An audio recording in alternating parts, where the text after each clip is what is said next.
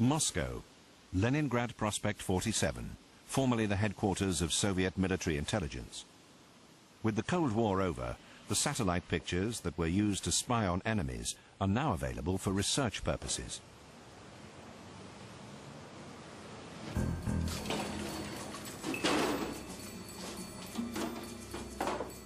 The former espionage photographs from outer space are of enormous importance to aerial archaeology.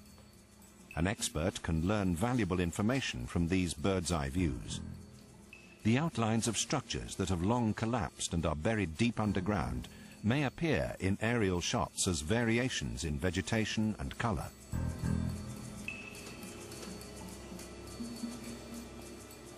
This technology has enabled archaeologists to study a small area that the satellite camera 270 kilometers away picked up: ancient Babylon.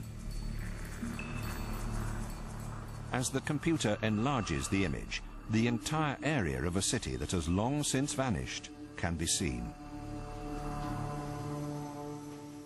In the top left is the modern palace of Saddam Hussein, and to the right, the region excavated by Koldewey. The aerial image shows that only a small area of the ancient city has so far been studied by archaeologists. In fact, Nebuchadnezzar's city extended much further, as this satellite photograph shows. It was over 60 times larger than the reconstruction that can be seen today.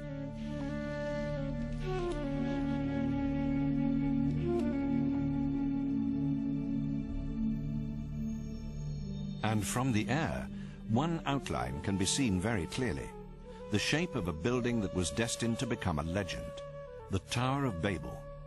Today, all that can be seen is a pond.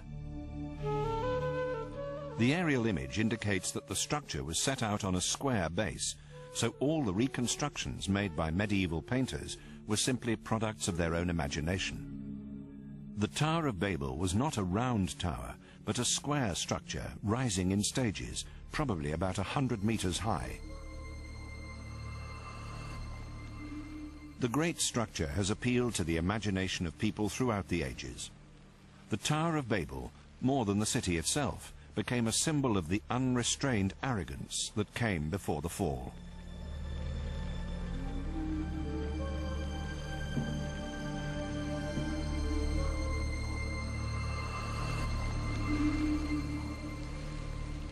Herodotus, the father of historical writing, may well have seen the Tower of Babel when half of it still remained, even though the decline of the city began almost as soon as Nebuchadnezzar's son succeeded him. At least in his mind's eye, Herodotus would have been able to picture the magnificent scene as the royal procession began to climb the tower, climbing to the blue temple at the summit, the temple of Marduk, god of the city.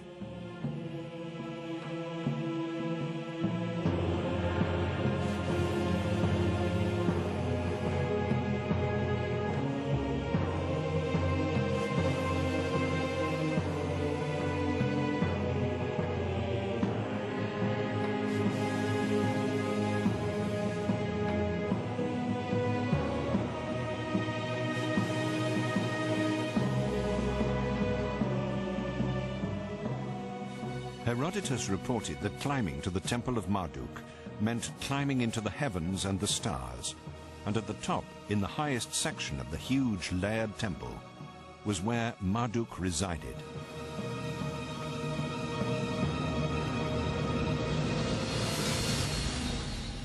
Herodotus let his imagination run away with him and wrote that on a golden bed lies a Babylonian virgin, the consort of the god, and from time to time the god himself appears, Marduk, the divine ruler, the great god of Babylon, the god who knows everything, who sees everything.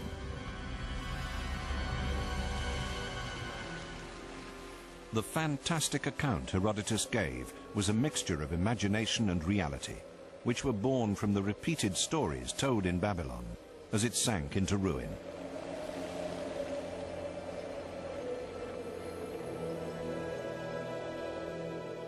Little remains of the Babylonian temple towers today. They're just rubble. But in Borsippa, which can be seen from Babylon, the giant ruins of another tower reach up into the sky.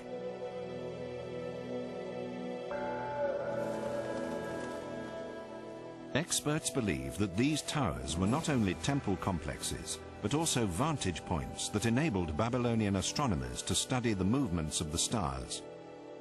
But Nebuchadnezzar and his astronomers were not merely studying natural sciences while gazing into space.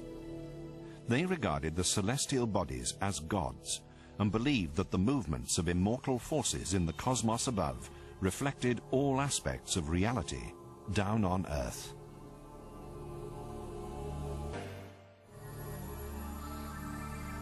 Babylon astronomers in Nebuchadnezzar's day used huge temple complexes as vantage points to study the movements of the stars.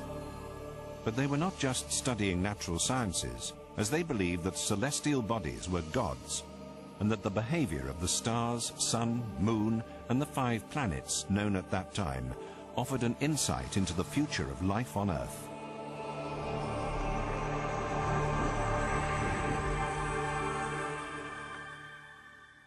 The German Museum in Munich.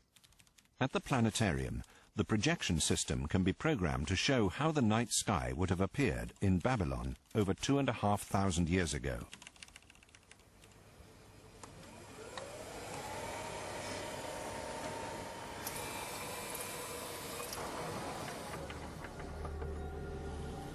In the artificial sky of the planetarium, thousands of stars appear, as they would have done to Nebuchadnezzar himself.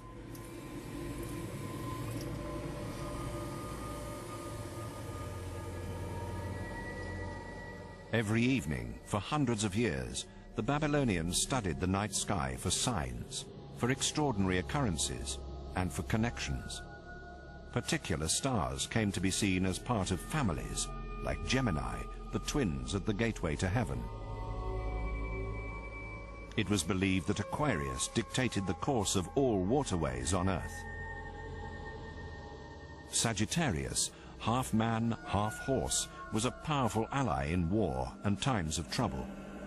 There was Taurus, the mythical bull, who could devastate whole cities and was particularly feared. The Babylonians invented astrology as we know it today. They divided the heavens into 12 signs of the zodiac and recorded the movements of the stars. They may even have mastered the technology behind the construction of telescopes, as suggested by this polished quartz lens. The Babylonians had a sophisticated understanding of mathematics, and geometrical tablets proved that scientists were already familiar with Pythagoras' theorem. This theorem influenced the architecture of one of Babylon's most famous structures, the Blue City Gate, dedicated to the goddess Ishtar.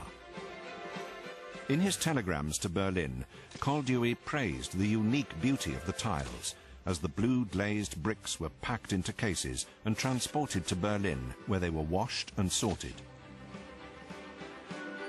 The reconstruction of the Ishtar Gate began in the Museum Island of Berlin.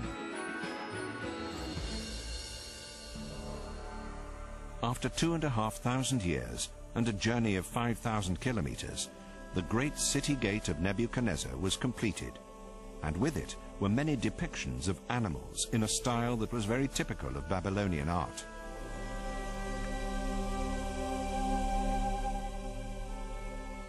The images of animals worshipped by the Babylonians as companions of the gods would have graced the walls of the processional way and guided every visitor into the center of the city.